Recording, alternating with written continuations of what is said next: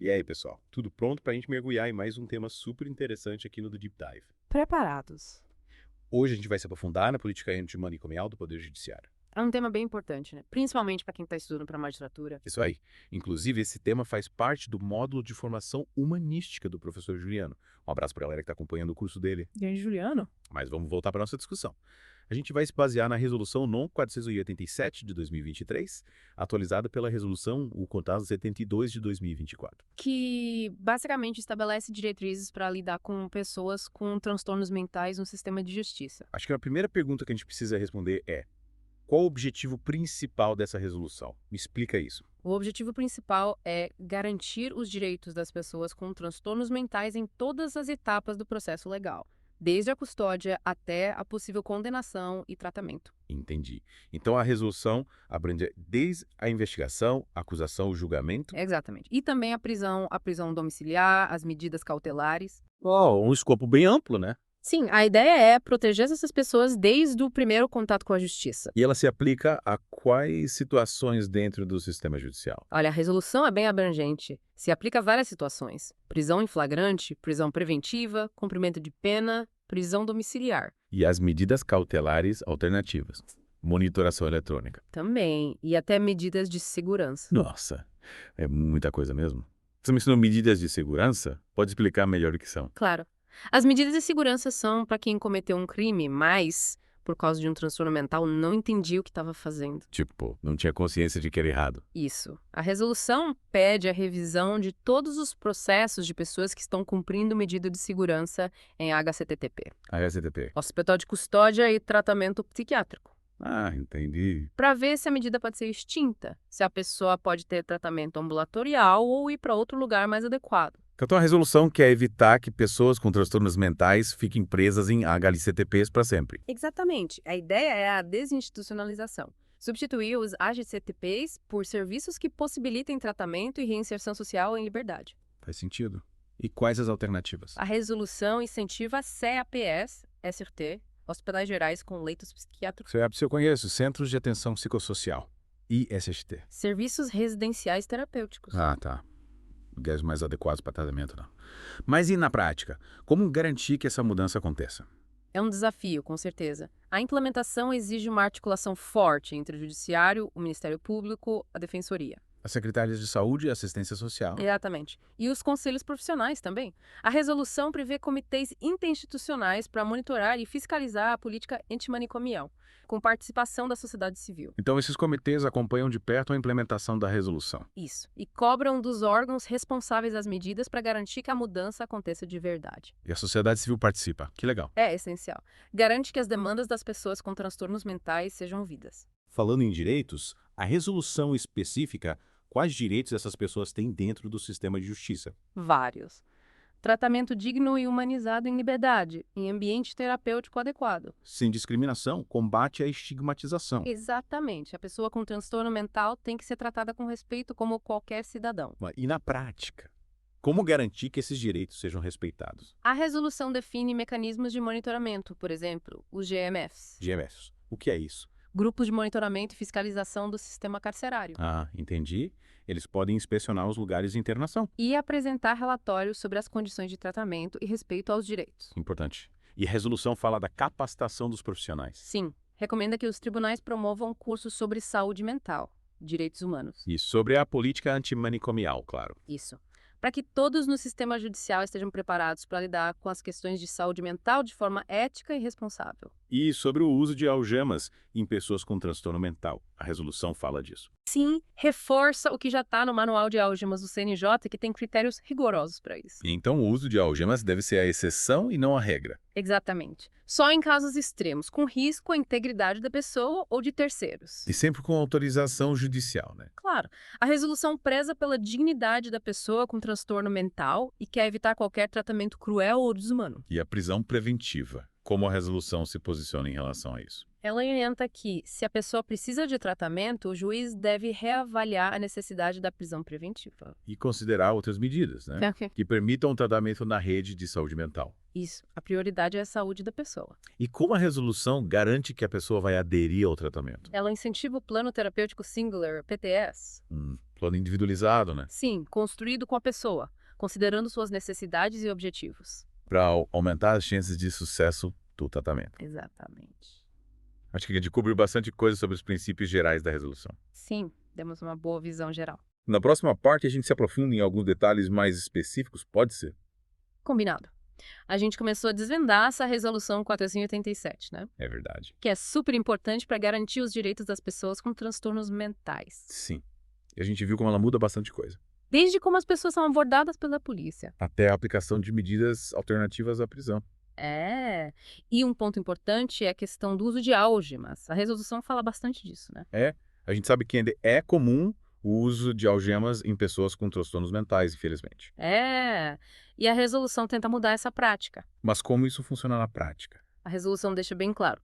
O uso de álgemas só pode acontecer em último caso. Só quando realmente for necessário. Isso. Quando houver risco para a pessoa ou para outras pessoas. Ou seja, o juiz tem que avaliar cada caso com muito cuidado. Exatamente.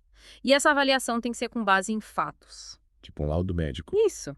E nunca por preconceito. Claro, a gente não pode tratar pessoas com transtornos mentais como criminosos perigosos só por causa da condição delas. A gente precisa ter um olhar mais humano. E a resolução também fala sobre o tratamento durante a prisão preventiva, né? Sim.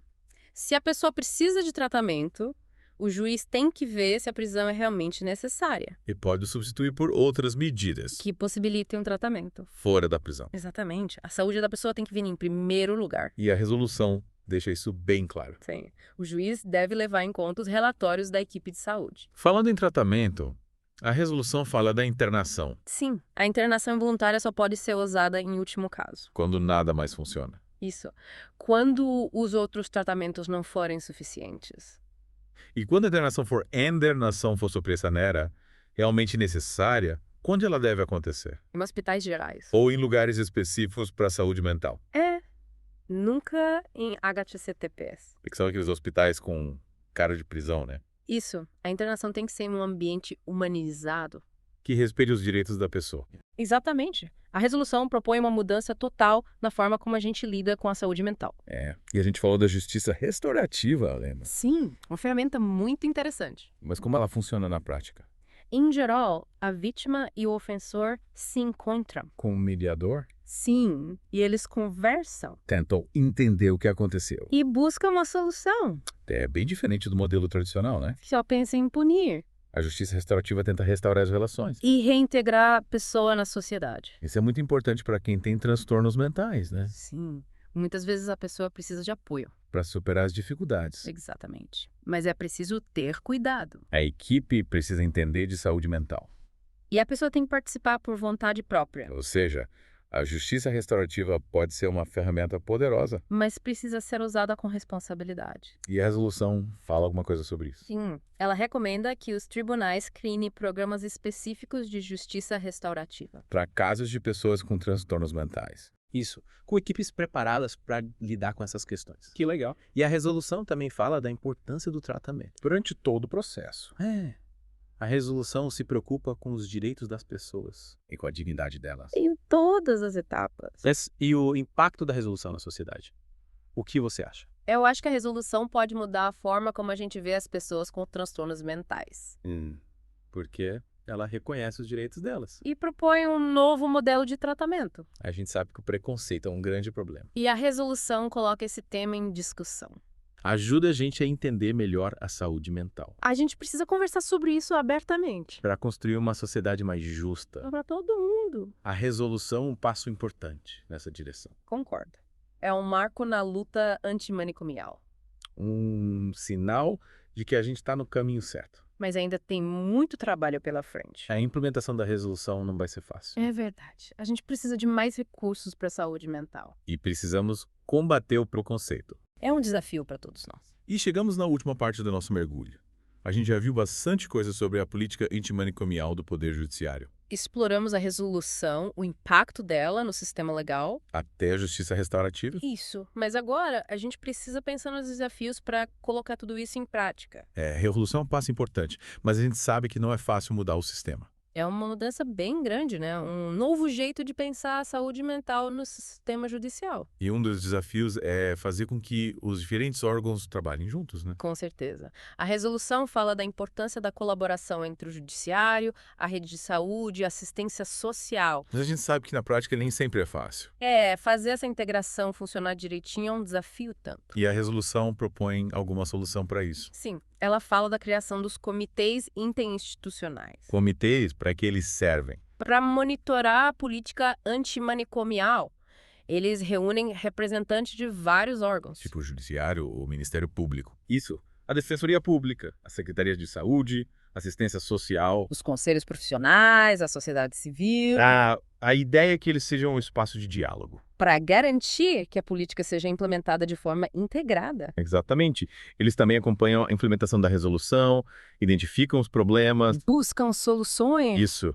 Eles podem, por exemplo, organizar reuniões para discutir os avanços e as dificuldades. E promover a troca de experiências. Sim, e também pensar em ações conjuntas para superar os obstáculos. Legal. E além dessa integração entre os órgãos, a gente precisa falar da capacitação dos profissionais, né? Com certeza. A resolução fala da importância dos cursos de formação para juízes, promotores, defensores. Servidores da justiça e outros profissionais.